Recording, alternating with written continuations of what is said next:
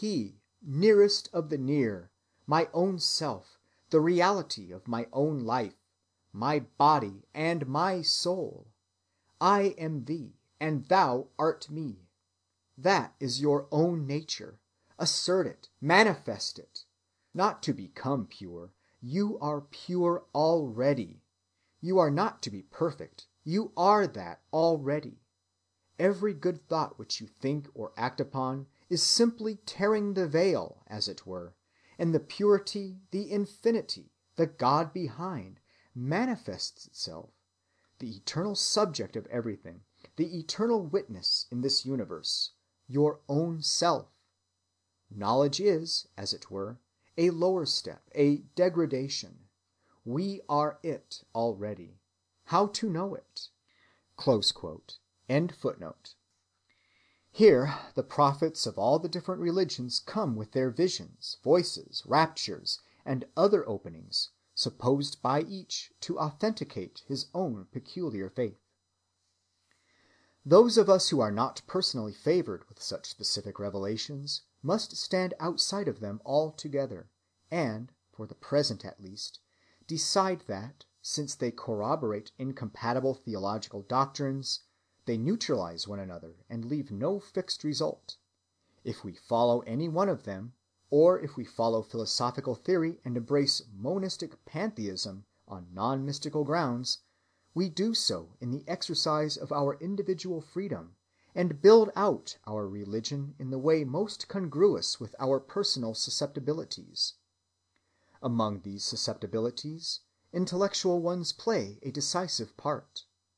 Although the religious question is primarily a question of life, of living or not living in the higher union which opens itself to us as a gift, yet the spiritual excitement in which the gift appears a real one will often fail to be aroused in an individual until certain particular intellectual beliefs or ideas which, as we say, come home to him are touched. Footnote.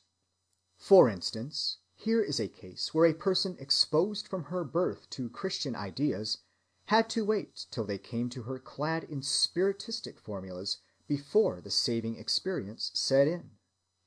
Quote, "For myself, I can say that spiritualism has saved me. It was revealed to me at a critical moment of my life, and without it I don't know what I should have done. It has taught me to detach myself from worldly things and to place my hope in things to come. Through it I have learned to see in all men, even in those most criminal, even in those from whom I have most suffered, undeveloped brothers to whom I owed assistance, love, and forgiveness. I have learned that I must lose my temper over nothing, despise no one, and pray for all. Most of all, I have learned to pray.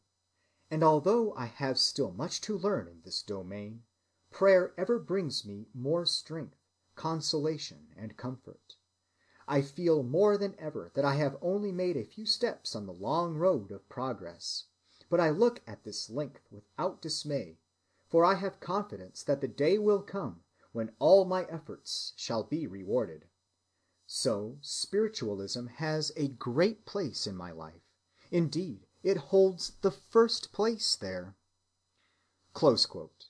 End footnote. These ideas will thus be essential to that individual's religion, which is as much as to say that overbeliefs in various directions are absolutely indispensable, and that we should treat them with tenderness and tolerance so long as they are not intolerant themselves. As I have elsewhere written, the most interesting and valuable things about a man are usually his overbeliefs. Disregarding the overbeliefs and confining ourselves to what is common and generic, we have in the fact that the conscious person is continuous with a wider self through which saving experiences come, a positive content of religious experience which, it seems to me, is literally and objectively true as far as it goes.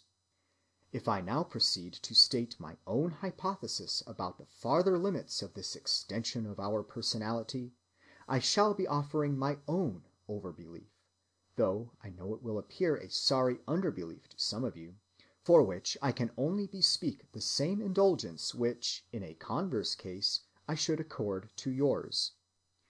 The further limits of our being plunge, it seems to me, into an altogether other dimension of existence from the sensible and merely understandable world. Name it the mystical region or the supernatural region, whichever you choose. So far as our ideal impulses originate in this region, and most of them do originate in it, for we find them possessing us in a way for which we cannot articulately account, we belong to it in a more intimate sense than that in which we belong to the visible world, for we belong in the most intimate sense wherever our ideals belong. Yet the unseen region in question is not merely ideal, for it produces effects in this world. When we commune with it, work is actually done upon our finite personality, for we are turned into new men, and consequences in the way of conduct follow in the natural world upon our regenerative change. Footnote: that the transaction of opening ourselves, otherwise called prayer, is a perfectly definite one for certain persons, appears abundantly in the preceding lectures. I append another concrete example to reinforce the impression on the reader's mind. Quote, "Man can learn to transcend these limitations of finite thought, and draw power and wisdom at will. The divine presence is known through experience. The turning to a higher plane is a distinct act of consciousness. It is not a vague twilight or semi-conscious experience. It is not an ecstasy. It is not a trance. It is not superconsciousness in the Vedantic sense. It is not due to self-hypnotization. It is a perfectly calm, sane, sound, rational, common-sense shifting of consciousness from the phenomena of sense-perception to the phenomena of seership, from the thought of self to a distinctively higher realm. For example, if the lower self be nervous, anxious, tense, one can, in a few moments, compel it to be calm. This is not done by a word simply. Again, I say, it is not hypnotism. It is by the exercise of power. One feels the spirit of peace as definitely as heat is perceived on a hot summer day. The power can be as surely used as the sun's rays can be focused and made to do work, to set fire to wood." Close quote. End footnote. But that which produces effects within another reality must be termed a reality itself, so I feel as if we had no philosophic excuse for calling the unseen or mystical world unreal. God is the natural appellation, for us Christians at least, for the supreme reality, so I will call this higher part of the universe by the name of God. Footnote: Transcendentalists are fond of the term oversoul, but as a rule they use it in an intellectualist sense, as meaning only a medium of communion. God is a causal agent as well as a medium of communion, and that is the aspect which I wish to emphasize. End footnote. We and God have business with each other, and in opening ourselves to his influence, our deepest destiny is fulfilled.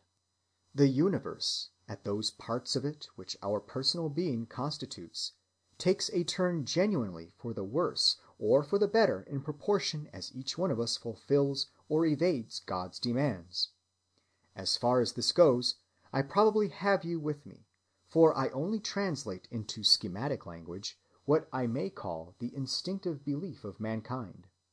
God is real since he produces real effects. The real effects in question, so far as I have as yet admitted them, are exerted on the personal centers of energy by the various subjects, but the spontaneous faith of most of the subjects is that they embrace a wider sphere than this. Most religious men believe, or know if they be mystical, that not only they themselves, but the whole universe of beings to whom the God is present, are secure in his parental hands. There is a sense, a dimension, they are sure, in which we are all saved.